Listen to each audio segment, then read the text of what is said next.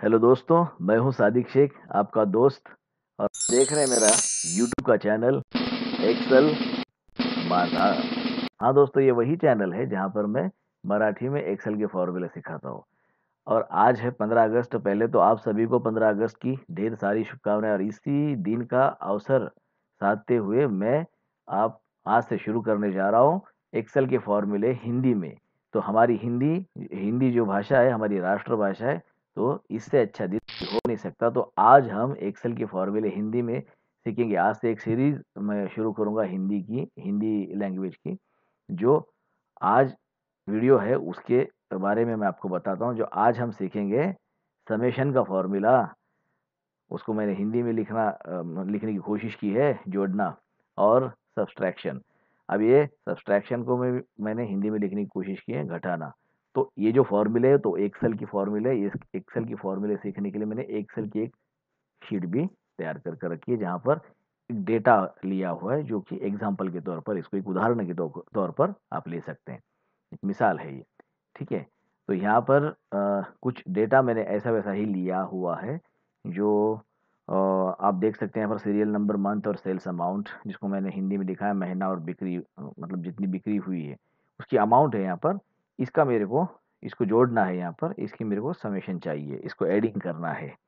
तो एडिंग का फॉर्मूला जैसे मैंने बताया समेशन, इसको मैं दो तीन तरीके से आपको बताऊंगा। यहाँ पर हम कैलकुलेटर भी पर कर सकते हैं, लेकिन एक्सेल जो है आपकी टाइम की बहुत बचत करेगा। और बहुत सारा डेटा हो तो यहाँ पर एक्सेल इज़ द बेस्ट। आप सभी को मालूम है, जो मैंने मराठी में बताया था वही मैं हिंदी में आपको यहाँ पर बता रहा हूँ। तो चलो शुरुआत करते हैं। कौन सा भी फॉर्मूला, कोई भी फॉर्मूला हो, वो शुरुआत करने से मतलब जहाँ से शुरुआत होता है उसको एक तो इज इक्वल टू यानी कि बराबर का जो चिन्ह होता है उसको यूज करना चाहिए, या उसको शुरुआत में आप प्लस चिन्ह से भी शुरू कर सकते हैं। तो मैं हमेशा बराबर के चिन्ह से शुरू करता हूँ।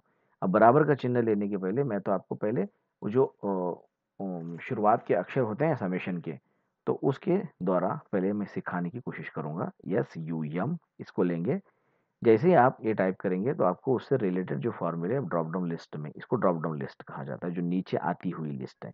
तो इस ये जो लिस्ट है वो आपको यहाँ पर प्रस्तुत होगी। लेकिन हमें जो है बाकी के फॉर्मूले बाद में से सीखने हैं। तो अभी समेशन का फॉर्मूला है, सादा एक बेसिक फॉर्मूला है, उसको सीखेंगे।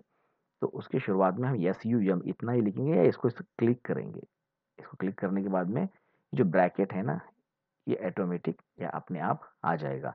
तो इसके बाद में हमें क्या करना है, यहाँ बताता है फॉर्मूला हमें। देखिए, कोई भी चीज़ जो है, ये फॉर्मूले के संदर्भ में बता रहा हूँ मैं। जब आप फॉर्मूला देखते हैं तो वहाँ पर पढ़ा कीजिएगा। यहाँ पर वो खुद बताता है कि क्या करना है। नंबर वन इसका मतलब है कि जिसको जिसको मिलाना है भाई, आपको जिसको जिसको जोड़ना है उसको सिलेक्ट करो, ये बोल रहा है वो। तो इसके लिए हम दो चीज़ें कर सकते हैं। इसको ऐसे सिलेक्ट कर सकते हैं, इस सेल को, इस सेल माने ये जो कॉलम है डी वाला है, ये जो है ये रो है, इसको मिलाकर एक सेल बनता है, जो कि यहाँ पर आप देख सकते हैं D9 वाला। ठीक है, D9 के बाद में आप इसको कॉमा लगा सकते हैं, फिर दूसरा ले सकते हैं, फिर इसको कॉमा लगा सकते हैं, फिर तीसरा ले सकते हैं। लेकिन ये थोड़ा सा लेंदी प्रोसेस होगा। एक दो होंगे तो ठीक है, लेकिन बहुत सारे होंगे तो ये तो इसमें बहुत टाइम जाएगा, फिर एक कैलसी की तरह काम करेगा। लेकिन ऐसे ना करते हुए इसकी रेंज हम सेलेक्ट करेंगे। रेंज किसको कहा जाता है, जैसे मैंने बताया आपको, सेल इसको कहा जाता है। तो इस सेल से लेके इस सेल तक हमको रेंज लेनी है। आप माउस से ले सकते हैं, या इसको एक बार यहाँ से क्लिक करेंगे और शिफ्ट दबाकर, जो डाउन एरो का बटन होता है नेविगेशन की में, डाउन एरो, चार एरो होते हैं, ऊपर जाने वाला, नीचे जाने वाला, आजू बाजू में जाने वाले। तो इसके हिसाब से आप ले सकते हैं। तो यहाँ से लेकर यहाँ तक इस तरह से वो सीरीज जो रेंज है, वो रेंज आपको सेलेक्ट करनी है। फिर उसके बाद में आपको ये ब्रैकेट कंप्लीट करना है, या नहीं करेंगे तो भी आप इंटर करेंगे तो ऑटोमेटिकली एक्सेल उसको कंप्लीट कर लेगा। देखें इंटर, ओहो, देखिए आपका आंसर जो है, जो आपका उत्तर था, यहाँ पर आपको हाजिर होगा। तो इसी तरह से आप यहाँ पर एक और तरीके से समेशन फॉर्मूले का इस्तेमाल कर सकते हैं। इज इक्वल टू टाइप करने के बाद या इंटर करने के बाद आप इसको ऐसे सेलेक्ट करेंगे माउस से, या फिर मतलब नेविगेशन कीज से। तो उसके बाद में आप टाइप करेंगे प्लस का चिन्ह। हाँ, तो ये जो साइन है प्लस का साइन, आप इसको टाइप करने के बाद फिर से एक बार ये उसी तरह से काम करेगा जिस तरह से मैंने पहली बार आपको शुरुआत में फॉर्मूले की बताया था कि समेशन का फॉर्मूला किस तरह से काम करता है। समेशन लिखने के बाद में नंबर 1 कॉमा नंबर 1 2 कॉमा इस तरह से। हाँ, इसमें एक बेनिफिट ये होता है कि आप इसको किसी संख्या को आप इसमें स्किप कर सकते हैं, मतलब इसको छोड़ सकते हैं। जैसा कि अभी मेरे को छोड़ना है, ये जो मे की जो अमाउंट है उसको लेनी ही नहीं है मुझे। मैं इसको ऐसे करूँगा, फिर और प्लस करूँगा, फिर लास्ट की अमाउंट लूँगा। तो समझ में आ रहा है आपको? तो इस तरह से ये फ़ॉर्मूला आप एंटर करेंगे तो आपकी अमाउंट यहाँ पर हाज़िर होगी। तो आगे जो मैं आपको सब्सट्रैक्ट का जो फ़ॉर्मूला सिखा रहा हूँ, तो जो मैंने अभी इस तरह से सिखाया उसी तरह से उसको ईज़िली उसको यूज़ करना है। सब्सट्रैक्ट के फ़ॉर्मूले में क्या होता है कि जहाँ पर हम प्लस का चिन्ह यूज़ करते हैं, वहाँ पर हमको माइनस का चिन्ह यूज़ करना है, बस इतना ही करना है बस। तो ये जो मैंने डेटा लिया, यहाँ पर भी महीने हैं, यहाँ पर उनकी आय है, मतलब आमदनी है, जितनी आमदनी उनकी हो गई थी, उसमें से उन्होंने खर्चा कितना किया, फिर अब उनके पास शेष मतलब बचा कितना हुआ है। तो ये बचा, जब भी बचा ये शब्द जो आएगा, बच्चा नहीं भाई, बचा जो शब्द आएगा, तो यहाँ पर बैलेंस निकालने के लिए हमेशा हमें सब्सट्रैक्ट का फॉर्मूले का इस्तेमाल करना पड़ेगा। तो इज इक्वल टू के बाद हम लेंगे पहली वाली अमाउंट जो बड़ी होगी, जो बड़ी अमाउंट होगी उसी में से हम छोटी अमाउंट माइनस कर सकते हैं। ये तो हमने स्कूल में पढ़ा होगा, है ना, जिस तरह से नाना पाटेकर कहा करते थे कि बचपन में पढ़ा था मैंने चौथी में, हाँ उसी तरह से हमें स्कूल में पढ़ाया होगा। तो ये बड़ी अमाउंट में से छोटी अमाउंट माइनस करेंगे, इज इक्वल टू के बाद में उसको सेलेक्ट करेंगे, माउस से सेलेक्ट कीजिए या आप अपने हिसाब से नेविगेशन की से भी आप जा सकते हैं। जैसे अब मैं आपको यहाँ पर दिखा नहीं पा रहा हूँ क्योंकि मेरी स्क्रीन रिकॉर्डिंग चल रही है, अगर मैं वीडियो कैमरा होता तो मैं आपको दिखा पाता।